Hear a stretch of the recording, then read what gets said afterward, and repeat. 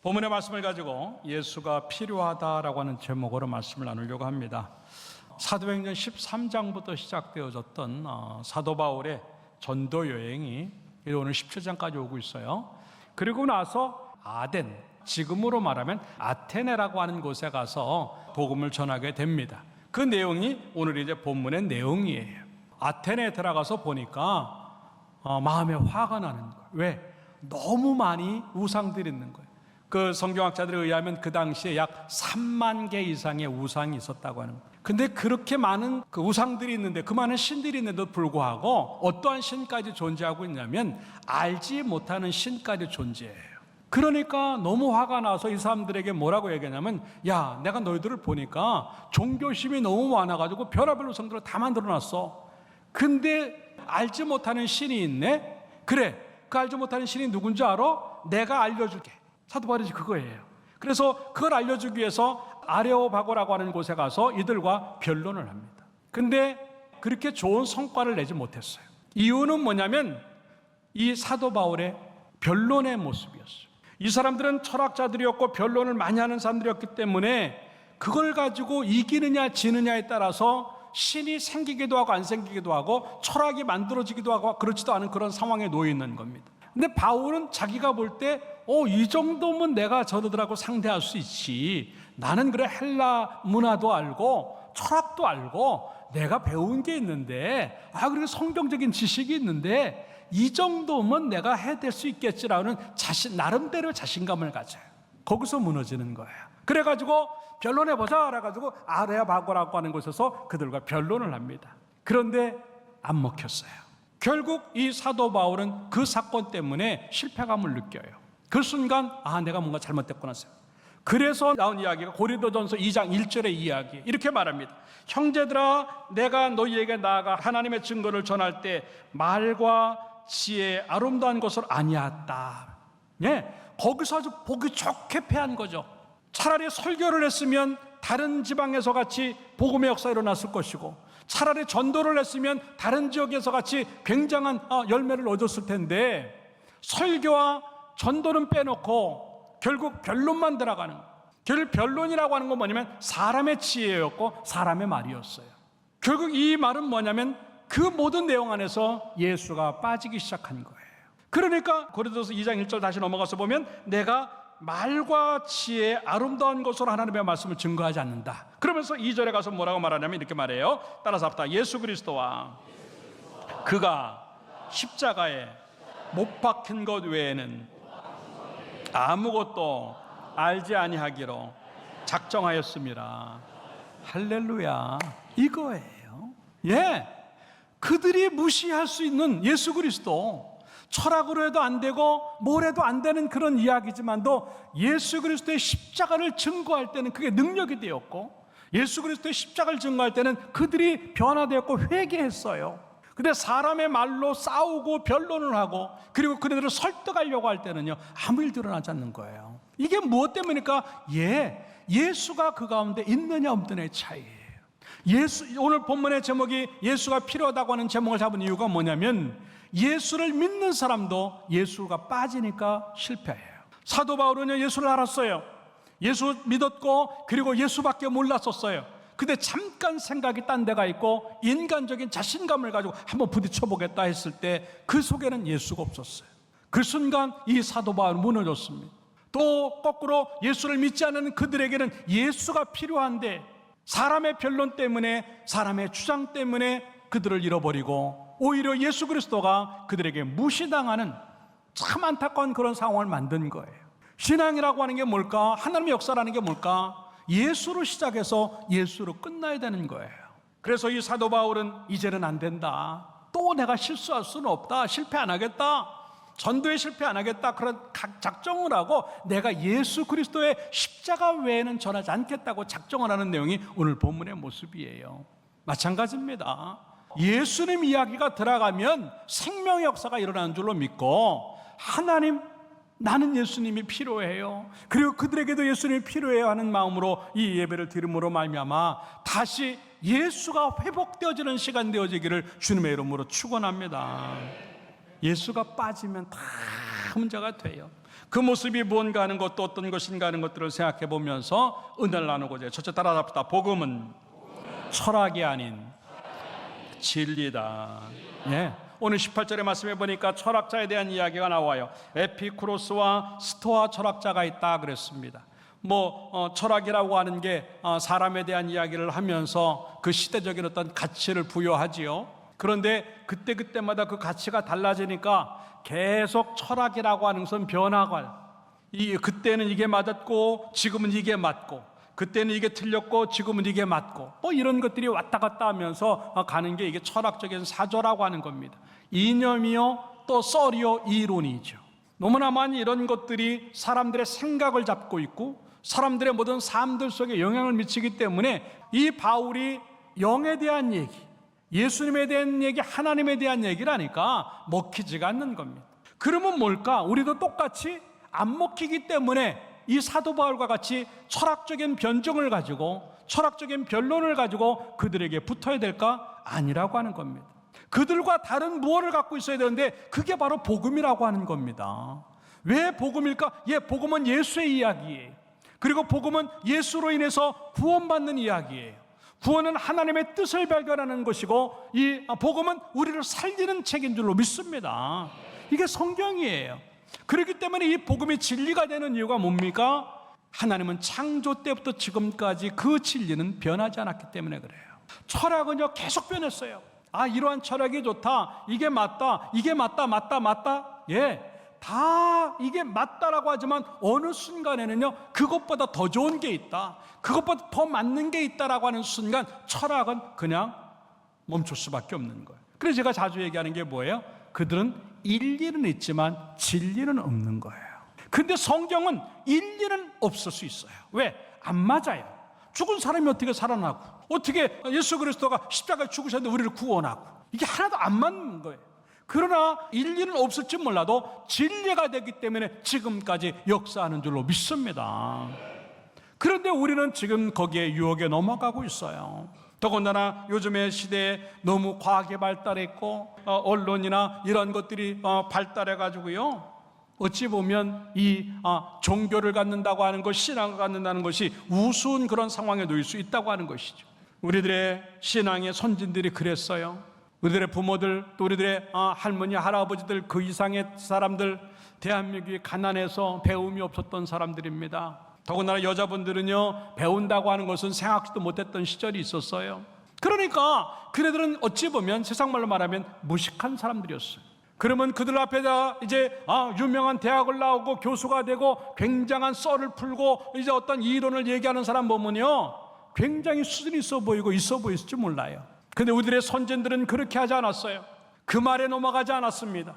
이 모든 선진들이요 하나님의 복음 앞에서 무너졌고, 하나님의 복음 앞에서 그들의 삶이 바뀌었고, 교회가 세워짐으로 말미암아 그 유식한 모든 것들보다도 더 뛰어난 역사가 하나님의 역사로 나타난 줄로 믿습니다. 왜 그럴까? 복음은 철학보다 앞서기 때문에 그렇고, 복음은 비교할 수 없는 생명이 그 가운데 주어져 있기 때문에 주어지는 그러한 모습이라고 하는 거죠. 근데 사도 바울도 아차하는 순간에 그 철학에 그냥 넘어갔어요. 있어 보이고 수준 있는 것처럼 보이고 굉장히 아는 게 많은 것처럼 보이는 그 상황에 사도 바울도 나도 좀 안다라고 합니다. 나도 변론 좀 할 수 있는, 그래서 성경을 뭐라고 하면 말쟁이다. 그래, 말쟁이다. 나 말도 할 수 있고 나 어느 정도 주장도 돼라고 하는 거예요. 그 순간 예수가 없어졌고 십자가가 없어지는 순간 이 사도 바울은 큰 열매를 거두지 못했다고 하는 것을 보여주는 그러한 모습인데, 마찬가지입니다.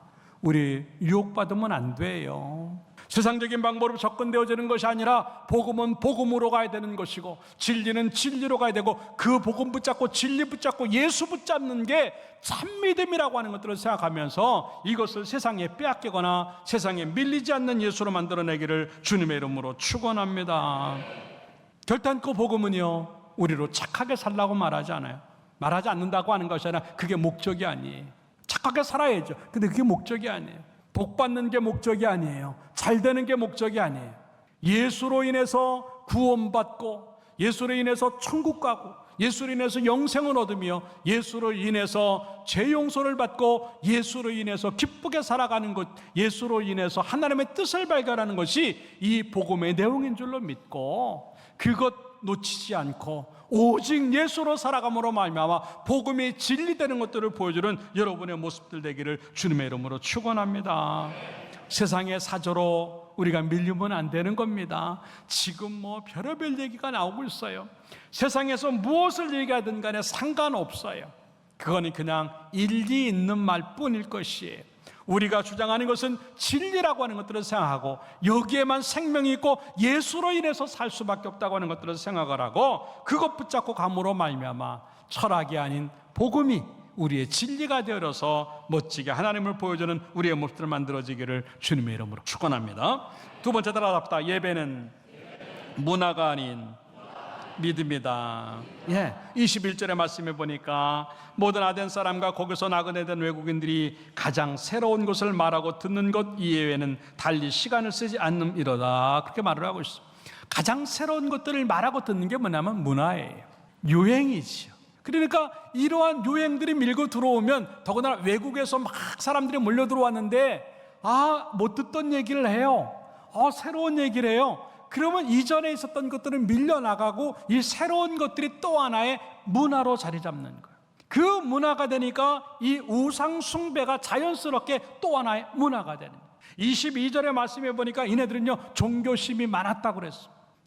그 종교심이 많다고 하는 것은요 정말 하나님을 구하는 것이고 신을 구하는 것인데 그들의 문제는 뭐냐면 참 하나님을 만나지 못했다고 하는 것이에요. 그러니까 그 참 하나님을 만나지 못하니까 자기네 나름대로의 신이라고 생각하는 것들을 다 만들어내는 거예요.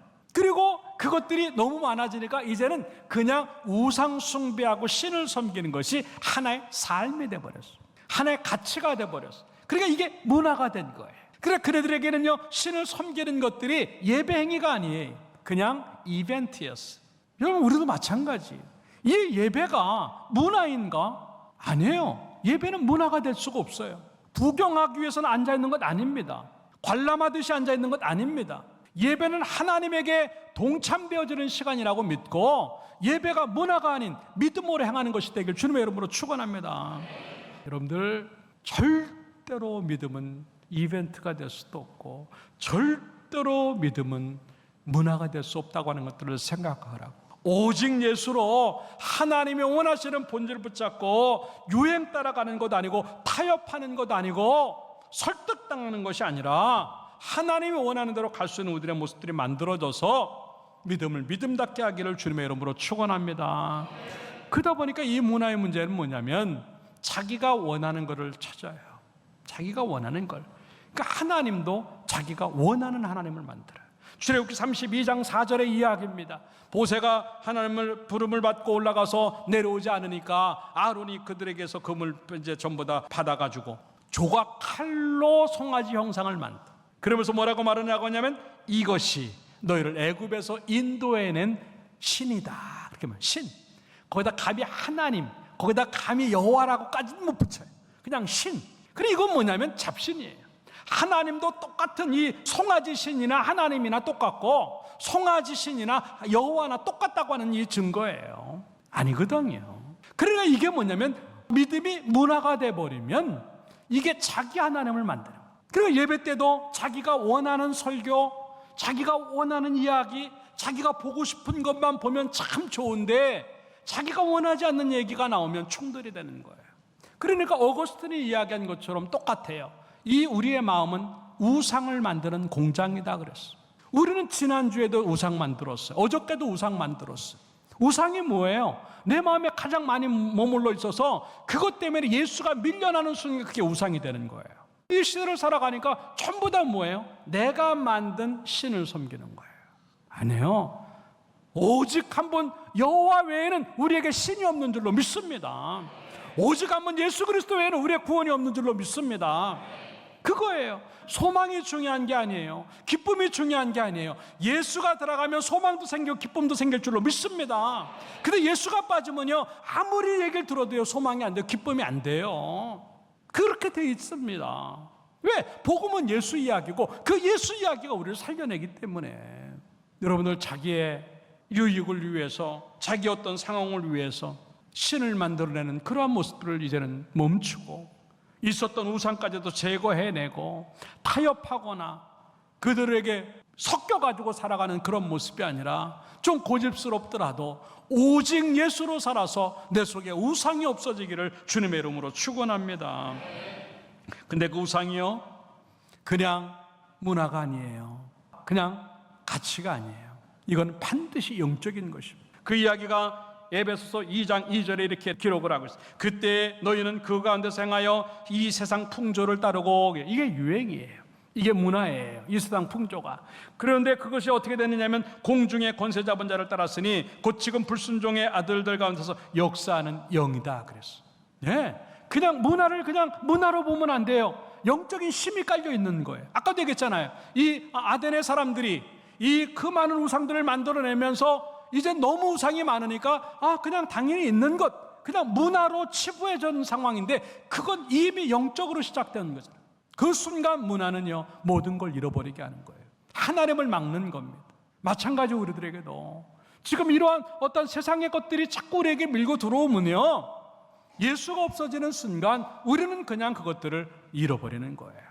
그냥 문화구나, 그냥 가치구나, 그냥 사람들의 유행이구나, 이벤트구나, 그게 아니고 거기는 반드시 영적인 힘이 있다고 하는 것들을 생각을 하면서 우리의 믿음을 가지고 이것들을 잘 분별해내므로 말미암아 예수가 없어지는 상황들이 만들어지지 아니하고 우상이 존재하지 못하도록 만드는 참 믿음 만들어내기를 주님의 이름으로 축원합니다.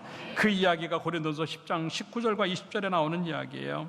우상의 제물은 뭐고 우상이 뭐냐? 우상이 뭐냐라고 하는 얘기를 정확히 뭐라고 하냐면 귀신에게 하는 거다 그랬어요. 그걸 어떻게 표현하고 있냐면 귀신과 교제하는 것이다, 그렇게 말을 하고 있어요. 근데 이게 영적인 것이 다 포함되어 있는 거예요. 그때는 우리는 이걸 멈춰야 되고 밀어내야 되는 거예요. 하나님을 밀어내고 말씀을 밀어내고 믿음을 밀어내는 그 무언가가 여러분에게 있었다고 한다면 이거는 귀신과 교제하는 것이라고 생각을 하고 다 내려놓고 오직 예수만 남겨지기를 주님의 이름으로 축원합니다. 사도행전 4장 12절의 말씀에 보니까 뭐라고 말을 하느냐, 따라서 다른 이로서는 구원을 받을 수 없나니 천하 사람 중에 구원을 받을 만한 다른 이름을 우리에게 주신 일이 없습니다. 믿습니까? 예수밖에 없다고 하는 겁니다. 그 믿음 갖고 살아가는 게 이게 믿음이에요. 마지막 세 번째 따라서 합시다. 삶은 이성이 아닌 영성이다. 네, 17절의 말씀해 보니까 회당에서는요, 이제 유대인들이 경건한 사람들과 함께 이 변론을 합니다. 장터에서는요, 만나는 사람들이 서로 변론을 합니다. 어떤 신이 진짜 신이냐, 철학이 어떤 것이냐, 삶이 어때야 되느냐, 이러한 변론을 합니다. 그러면서 그들은요, 그것들이 굉장히 앞서가는 것처럼, 그리고 상당히 지성이 있고 이성이 있는 그러한 사람들이 할 수 있는 일이라고 생각을 합니다. 왜냐하면 합리적이고 이치에 맞기 때문에 그래요. 그런데 그게 아니거든요. 왜? 이성이 무너질 때가 너무나 많고 이성이 오류가 생길 때가 너무나 많아요. 과학이 무너지고 의학이, 똑똑함이 무너질 때가 너무 많아요. 아무 의미가 없는 거예요. 그럼에도 불구하고 그 사람들 끝까지 놓으면 안 되는 게 뭐냐면, 그래도 지성이 있는데, 그래도 이성이 있는데, 그래도 과학자인데, 그것 때문에 예수가 없어지는 거예요. 사랑하는 여러분들, 나는 무엇으로 예수를 믿는가 하는 거죠. 아까도 얘기했지만 이네들이 이 사도 바울을 배척해내는 이유가 있어요. 이성적으로 안 맞거든요. 뭔 쓸데없는 얘기를 하냐, 예수가 뭐야, 뭘 그런 얘기를 해, 무슨 구원자가 죽어 십자가에서, 그것도 말도 안 되는 소리 하지 말라고. 이성적으로는 안 됐는데 하나님으로 하니까 그 일이, 이성을 가진 사람도 무너지고 과학자도 무너지고 모든 똑똑한 사람들이 다 무너져서 예수 앞에 무릎을 꿇게 되는 줄로 믿습니다. 이게 영성이에요. 영성이라는 걸 쉽게 말하면 그냥 예수님 닮는 거예요. 다른 거 아니에요. 근데 우리는 그 영성을 자꾸 놓쳐요. 왜? 나만 남으니까. 전도할 때도 마찬가지예요. 그들에겐 필요한 게 지식이 아니에요. 변론이 아니고요, 설득이 아니에요. 그냥 예수를 전해주면 될 줄로 믿습니다. 자꾸 사도 바울처럼 내 변론 집어넣고 말쟁이처럼 말 잘하고 내가 막 주장 내세우고 그들 설득해 보겠다고 그러는 순간 예수가 없어지고 그런 순간 전도도 안 되는 거예요. 다시 한번 이제 이성적인 것들은 조금 부족해도 멋지지 않고 샤프하지 않고 뭔가 날카롭지 않아도 그냥 예수면 된다고 하는 생각으로 그 사람들에게 다가가고 나를 만듦으로 말미암아 우리 속에서 예수를 닮아가는 영성이 주어지기를 주님의 이름으로 축원합니다. 갈라디아서 6장 14절의 말씀에 보니까 이렇게 말을 합니다. 그러나 내게는 우리 주 예수 그리스도의 십자가 외에는 결코 자랑할 것이 없다. 그 순간 깨달은 거예요. 나는 이거 아무 의미 없어. 그냥 예수만 얘기하면 돼. 그 순간에 가장 위대한 일이 일어난 줄로 믿고 여러분이 있는 것들 다 내려놓고 그냥 예수님 닮아가는 영성으로 믿음 생활 잘함으로 말미암아 우리 속에 예수가 살고 내가 믿지 않는 사람들에게 예수를 보여줌으로 말미암아 모든 것들이 다 예수로 만들어진 역사가 주어지기를 주님의 이름으로 축원합니다. 그래서 요한복음 6장 63절에 뭐라고 기록을 하고 있냐면 살리는 것은 영이니 육은 무익하다 그랬어요. 육적인 것들이 아무리 대단해도요 별 의미 없어요. 그러나 조금 부족해도요 하나님의 영으로 살려고 하면은요 살릴 수 있다고 하는 것들을 생각을 하고 그 영성으로 살아가는 우리의 모습들이 만들어지기를 주님의 이름으로 축원합니다. 결론적으로 말씀을 드립니다. 일본에는 800만 개 이상의 우상이 있어요. 그리고 아까 말한 아테네에는 3만 개 이상의 우상이 있습니다. 사람들의 정신을 붙잡고 사람들의 마음을 붙잡고 있을지 몰라도 살려내지 못합니다. 성경은 뭐라고 말을 하고 하냐면 그네들은 듣지도 못하고 냄새도 못 맡고 손과 발을 쓰지 못한다고 기록을 하고 그게 우상이에요. 그럼에도 불구하고 왜 거기에 매달리느냐면 아까 얘기한 것처럼 두려움 때문에 그래요. 혹시나 알지 못하는 신에게까지도 내가 벌을 받을까 봐 두려움 때문에 우상을 붙잡고 살아가는 거예요. 아니에요. 오히려 하나님은 그 두려운 마음을 이제 우리에게 자유를 주시려고 그 두렵고 떨리는 마음을 풀어주시려고 예수 그리스도를 우리에게 보내주셔서 진리로 인해서 우리가 자유롭게 되고 진리로 인해서 우리는 평안하게 살아가게 되는 줄로 믿습니다. 그렇기 때문에 우리는 그걸 놓치면 안 되는 겁니다.